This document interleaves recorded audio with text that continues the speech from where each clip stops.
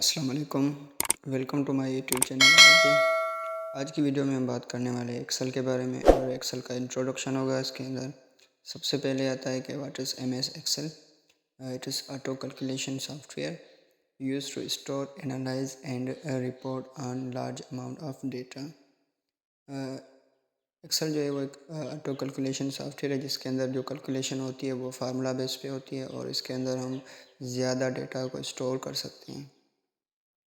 और यहाँ पे मैंने कुछ लिखा है कि जैसे एक्सेल की फ़ाइल को हम कहते हैं वर्कबुक, और स्प्रेडशीट जो होती है वो एक्सेल के अंदर 3 होती है।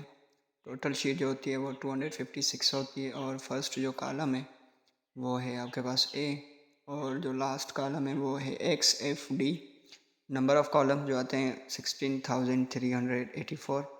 नंबर ऑफ़ रो आते हैं 10,84,576। ये इसकी तादाद हो गई। ये थोड़ी बेसिक नॉलेज है एक्सेल के बारे में, जो आगे चल के हम इसके बारे में और भी बात करने वाले हैं कि कहाँ से यूज़ होती है ये। तो यहाँ पे सेकंड पॉइंट पे लिखा हुआ है स्प्रेडशीट 3। तो देख सकते हैं ये शीट नंबर 1, 2, 3 ये स्प्रेडशीट है आपके पास। उसके बाद आता है टोटल शीट 256। यहाँ पे इंसर्ट शीट लिखा होगा, जिसे आप क्लिक करते जाएंगे तो आप 256 शीट भी क्रिएट कर सकते हैं। उसके बाद आता है फर्स्ट कॉलम ए। तो देख सकते हैं यहाँ पे ये जो है वो फर्स्ट कॉलम है और ये मैंने कलराइड कर दिया है इसको, ये फर्स्ट कॉलम हो गया। उसके बाद आपको अगर लास्ट कॉलम मालूम करना हो, जैसे मैंने यहाँ पे लिखा है एक्स एफ डी, तो आप क्या करेंगे, कंट्रोल के साथ राइट एरो प्रेस करेंगे हम, तो हमें जो लास्ट कॉलम है वो मिल जाएगा। देखें ये मिल गया एक्स एफ डी। अब यहाँ पे लिखा है नंबर ऑफ़ कॉलम्स 16,384। तो उनकी तादाद मालूम करने के लिए हम ए और 1 रो के बिल्कुल बीच में क्लिक करेंगे तो यहाँ पे ऊपर हमारे पास नेम बॉक्स में लिखा आ जाएगा। ये देखें इनकी तादाद लिखी हुई है, साइड में लिखा हुआ है सी। तो ये हो गए कॉलम टोटल कितने। अब नंबर ऑफ़ रो आते हैं। तो नंबर ऑफ़ रो जो होते हैं वो आपके पास हॉरिजेंटल फॉर्मेट में होते हैं। कंट्रोल डाउन एरो प्रेस करेंगे तो हम लास्ट नंबर ऑफ़ कॉलम भी रो भी फाइंड कर सकते हैं। तो यहाँ तक तो हमारा इंट्रोडक्शन हो गया है एक्सेल के बारे में। और अब हम क्रिएट करने वाले हैं एक रिज़ल्ट शीट, जिसके अंदर मैं आपको बताऊंगा एक्सेल के फार्मूलेज़, जिसके अंदर सम का फार्मूला होगा और परसेंटेज का भी होगा। ठीक है, तो चलते हैं शीट क्रिएट करते हैं। तो यहाँ से सबसे पहले हम कुछ सेल को सिलेक्ट करते हैं। सिलेक्ट करने के बाद आपने क्या करना है, मर्ज में जाना है अलाइनमेंट के अंदर, और यहाँ पे जैसे आप क्लिक करेंगे तो जितने भी आपने सेल सिलेक्ट किए थे वो एक सेल में कन्वर्ट हो जाएंगे। तो उसके बाद इसके अंदर आपने लिखना है टाइटल, जैसे मैं लिखता हूँ रिज़ल्ट शीट। और उसके बाद क्या करना है कि रिज़ल्ट शीट की जो है बिल्कुल बॉटम में लिखे, इसको सेंटर में आप लाएँ। उसके बाद ये दोनों बराबर होने चाहिए, सेंटर और मिडल दोनों बराबर होने चाहिए। उसके बाद आपने ए भी क्लिक करना है और इसको साइज़ में इंक्रीज़ करना है। साइज़ में इंक्रीज़ करने के बाद हम इसको बोल्ड करते हैं और यहाँ से इसके जो फ़ॉन्ट स्टाइल हैं वो भी हम चेंज कर लेते हैं। और मज़ीद अगर हम इसके फॉर्मेटिंग दें तो यहाँ से आप कलर भी दे सकते हैं, इसकी हाईलाइट भी आप चेंज कर सकते हैं। जैसे मैंने इसके कोई भी कलर हाईलाइट में आके आपने इसका चेंज कर लेना है। और उसके बाद क्या करना है, नीचे आना है, यहाँ पे हमने लिखना है result serial number. Serial number के बाद हम यहाँ पे लिखेंगे नेम ऑफ़ स्टूडेंट। और देखें यहाँ पे मैंने लिखा जैसे नेम ऑफ़ स्टूडेंट, तो जो सेल की साइज़ है वो छोटी है और टेक्स्ट की जो विड्थ है वो ज़्यादा हो गई है। तो कंट्रोल के साथ और माउस का स्क्रॉल बटन प्रेस करेंगे तो ये थोड़ा सा जूम हो जाएगा। अब आप देख सकते हैं कि इसकी जो साइज़ है वो एडजस्ट नहीं है, तो हम इसके कॉलम की साइज़ को थोड़ा सा इंक्रीज़ करेंगे, यहाँ से ड्रैग कर देंगे राइट तरफ, तो ये छोटा थोड़ा साइज़ में एडजस्ट हो जाएगा। उसके बाद यहाँ पे हमने कुछ सब्जेक्ट ऐड करने हैं, जैसे मैं यहाँ पे लिखता हूँ इंग्लिश, और यहाँ पे हमने लिख दिया केमिस्ट्री, और यहाँ पे हमने लिख दिया फिज़िक्स, और उसके बाद यहाँ पे हमने लिख दिया उर्दू, और यहाँ पे हमने लिख दिया सिंधी। ठीक है, और नेक्स्ट सेल में आप लिखना है ऑब्टेन मार्क्स। यहाँ पे हम लिखते हैं ऑब्टेन मार्क्स। तो ऑब्टेन मार्क्स के जैसे हम लिखते हैं तो यहाँ भी देख सकते हैं आपके साइज़ बराबर नहीं है, तो जो मैंने पहला तरीका बताया था आपको, यहाँ तो आप साइज़ इंक्रीज़ करें कॉलम की, तो वो भी आप कर सकते हैं। यहाँ से देखें ये साइज़ इंक्रीज़ हो गई है इसकी। अगर आप साइज़ इंक्रीज़ नहीं करना चाहते हैं तो इस टेक्स्ट को आपने विजिबल कर देना है। विजिबल करने के लिए हम क्या करेंगे, इस पर क्लिक करेंगे और अलाइनमेंट के अंदर मर्ज के ऊपर बिल्कुल आपके पास रैप टेक्स्ट लिखा होगा, जिससे आप इसके ऊपर क्लिक करते हैं तो ये देखें आपके पास जो टेक्स्ट है वो एडजस्ट हो गया है।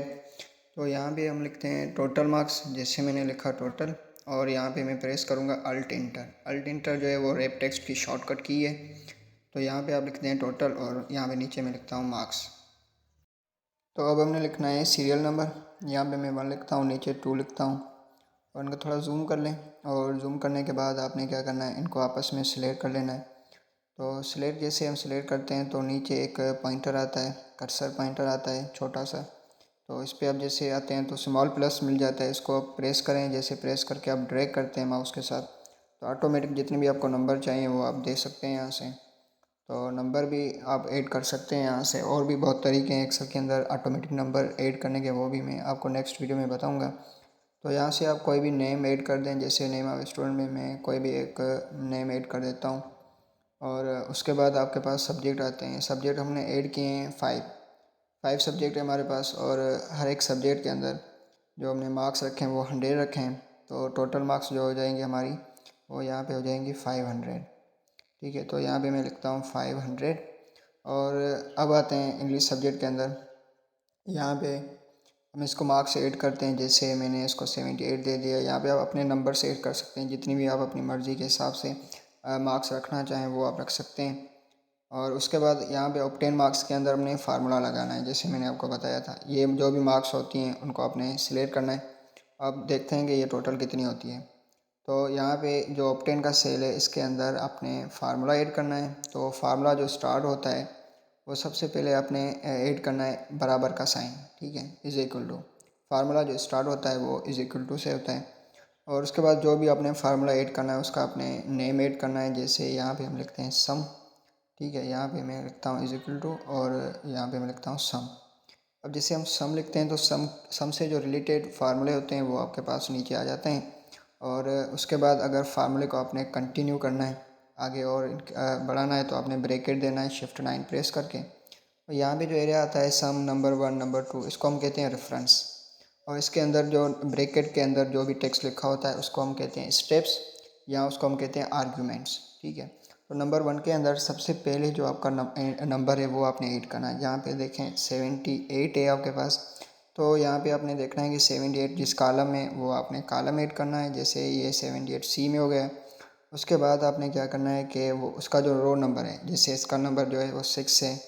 तो जैसे आप C6 प्रेस करते हैं तो यहाँ पे आपके पास सेल हाईलाइट हो जाता है। उसके बाद आता है नंबर 2। अब नंबर 2 जो है वो ये आपका नहीं है, केमिस्ट्री लास्ट वाला नंबर जो होगा वो आपका सेकंड नंबर होगा। तो सेकंड नंबर जो है G6 में, और वो भी हम ऐड कर सकते हैं। लेकिन जो बीच वाले नंबर होते हैं वो हम रेंज में सिलेक्ट करते हैं। ठीक है, रेंज, ये रेंज का सिंबल है। और उसके बाद आपने ऐड करना है लास्ट नंबर। जैसे यहाँ पे हो गया G और रो नंबर आप दे 6। उसके बाद आपने ब्रैकेट को क्लोज करना है। अब जैसे हम ब्रैकेट को क्लोज करते हैं और इंटर करते हैं तो हमारे पास रिज़ल्ट आ जाएगी। ये देखें, ये हमारे पास टोटल नंबर आ गया। अगर मैं किसी भी सेल के अंदर कोई भी नंबर चेंज करता हूँ और इंटर प्रेस करता हूँ तो ऑटोमेटिक फार्मूला ऐड हो गया है और आप देख सकते हैं कि नंबर ऑटोमेटिक चेंज हो रहे हैं। अब जो सेकंड स्टेप है सम का वो मैं आपको बताता हूँ। पहले इसको आप डिलीट करें और इस सेल के अंदर आपने देना है वो सेम ही प्रोसेस कंटिन्यू करना है। जैसे इज इक्वल टू देना है, उसके बाद सम देना है।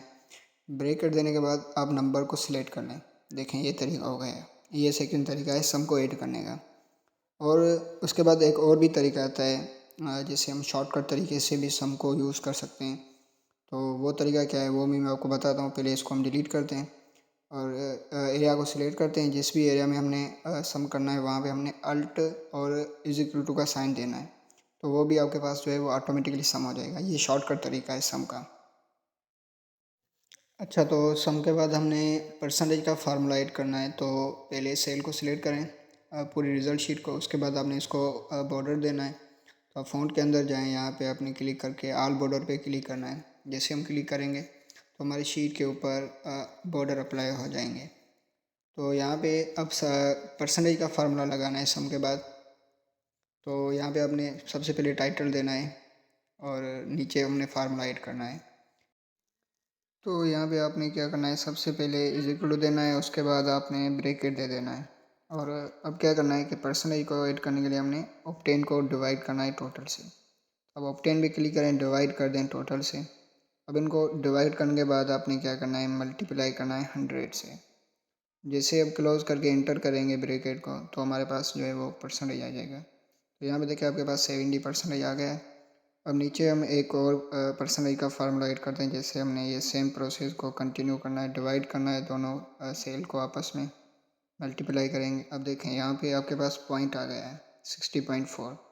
तो पॉइंट कभी आता है कभी नहीं भी आता है, तो इनको इंक्रीज़ और डिक्रीज़ करने के लिए हमने जाना है नंबर के अंदर। आप यहाँ देख सकते हैं कि आपके पास नंबर के अंदर यहाँ पे वैल्यूज़ लिखे हुए हैं, आप इंक्रीज़ और डिक्रीज़ कर सकते हैं इन दोनों को।